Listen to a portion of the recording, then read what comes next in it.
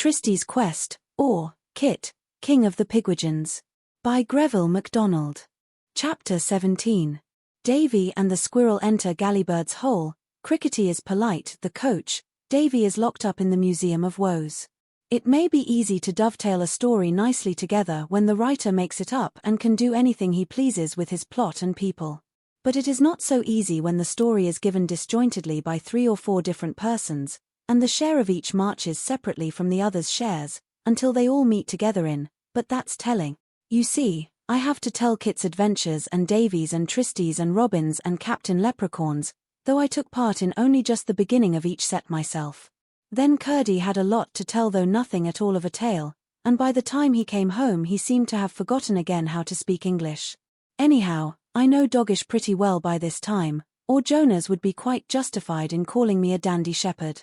All the time I have been telling about Kit's thirst and Curdie's high-handed long-toothed, would be a better word, dragooning of the miserable people in Gallybird's hole, or about Trystie's journey after Captain Leprechaun left her.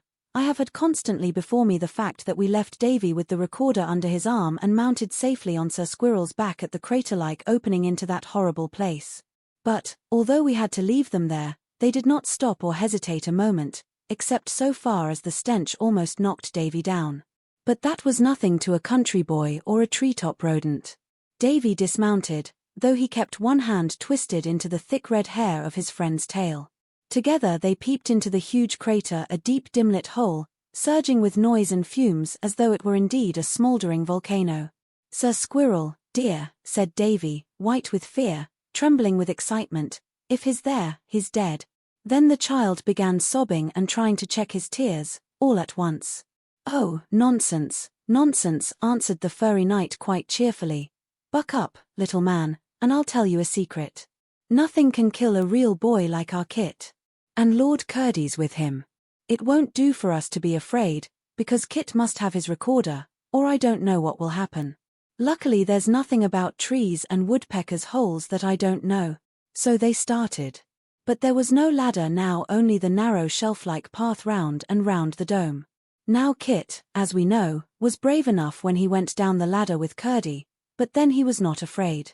Davy was even braver, for he went down a perilous path, more dangerous than any ladder, and did it in spite of being terribly afraid.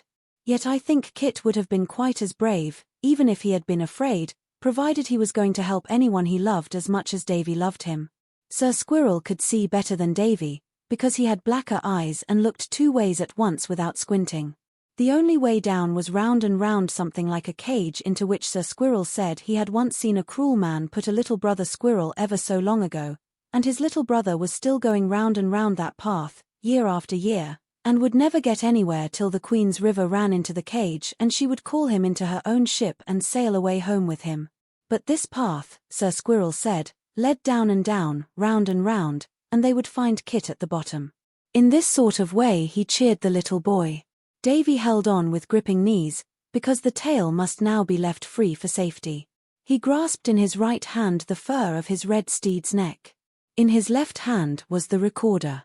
He would not shut his eyes because he thought it better, when you are afraid, to see than to think. Right inside the hole the squirrel cautiously stepped, then stopped to look about him. They stood on one side of the great dome. It must have been the Pigwidgeons' daytime, because the lamps were all hanging in their places. The path was the same as that taken by the spiders, and so the two had to go through a spiral avenue of hanging lanterns. Davy saw at once what they were, and the glowworms looked so pitifully at him that he could have stroked them, if that would have done them any good, though he always hated to touch any sort of worm. But when one of the hideous, black, hairy spiders challenged their right to pass, Davy hid his face for a moment in Sir Squirrel's neck.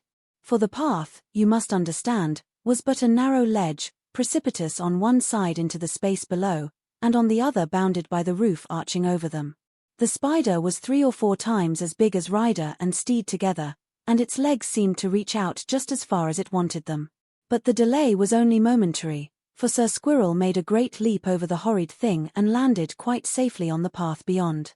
The same sort of difficulty, if such it could be called, occurred 5 times before they reached the floor, though each time Davy felt less fear and greater happiness in the thought of finding his big brother. But this was not to be yet a while. Kit was all this time suffering badly from homesickness and the incessant thirst, so that very naturally he was growing careless in his government. He found his subjects better behaved, as he thought, and Curdle was so tired out that he was glad of a little rest to think about the sheep and the downs and dinner time. Kit was curled up on the throne, looking straight before him at the dog, who, lying down with head and neck flat on the ground, was dividing his eyes' attention between his master and the commotion in the dome above. "Master Kit," he said without moving his head more than enough to open his mouth and speak, "there's a squirrel in the roof and somebody riding it." "Go to sleep, Curdie," said the king rather crossly and on the point of crying, "do leave me alone." Then he shouted at the top of his voice, "Mother! Father!" But he was instantly silent again. "There they go," persisted Curdie, "such a flying leap over that spider," but he took Kit's advice, and no further notice. The Pigwidgeons, it must be confessed, were not one bit better for Kit's severity or for the Prime Minister's stern execution of his laws. The only difference was that they secretly plotted the same sort of mischief which, under their late king, they had openly practiced. While Kit was feeling more secure, he was really in greater danger than ever, for they were trying to poison him with bryony berries, monkshood, deadly nightshade, and poppy seeds. They were too ignorant to know that the poisons in these particular things waste themselves in fighting one another, and so did little harm to the person they were supposed to kill.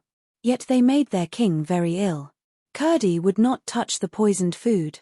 Just before Davy and his squirrel reached the end of their perilous descent, Crickety saw them and Davy him. They recognized each other, for they had once met in the gable loft in the early days of Kit's experimenting. Crickety put a rooty finger on his huge lips to enjoin silence upon his attendants, and stepped on tiptoe to the place where the pathway reached the ground.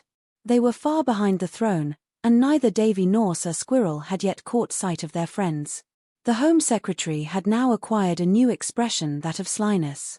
He even offered his hand to Davy, though still with his bitter smile, and he playfully pulled Sir Squirrel by the ears, greatly to the latter's resentment. But Davy shook hands, though it was a creepy thing to do, and said, "Where's Kit? Is he quite well? Take me to him, please," all in a breath. "Pray be seated, Master Davy," said Crickety, though there was nothing to sit upon. Then he whispered to a flunky monkeypig in attendance, "Tell them he's got Kit's sneaky recorder, and fetch the coach." Then out loud to Davy again, "Your honored brother is our beloved king, and the country has doubled its prosperity since he graciously ascended the throne. He will be overjoyed to see you. We will drive you in the state coach to the throne." Davy did not half like it, but sat down on the ground and waited.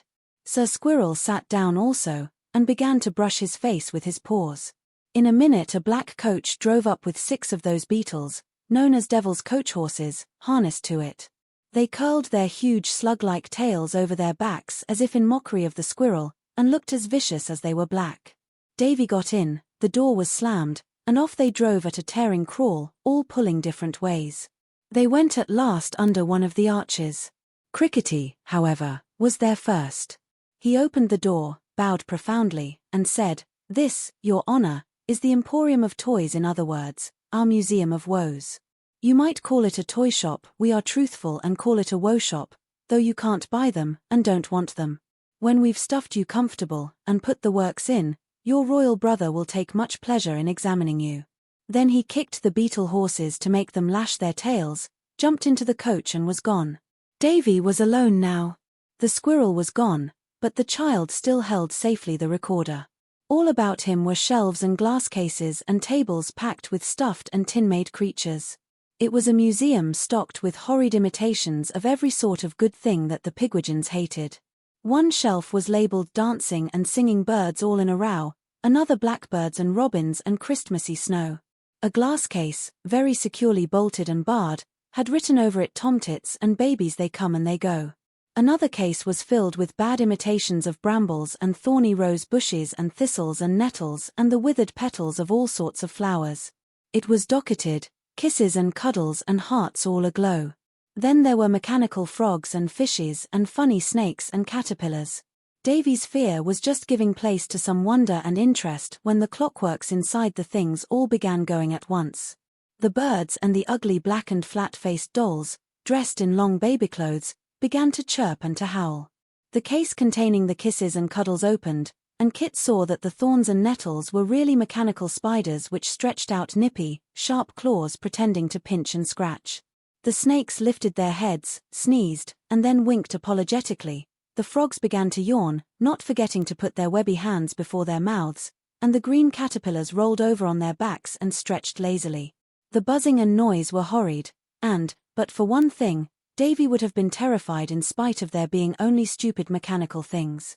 He says that as soon as their clockwork began to run down, they set about winding one another up again, which was so funny that he sat down and laughed.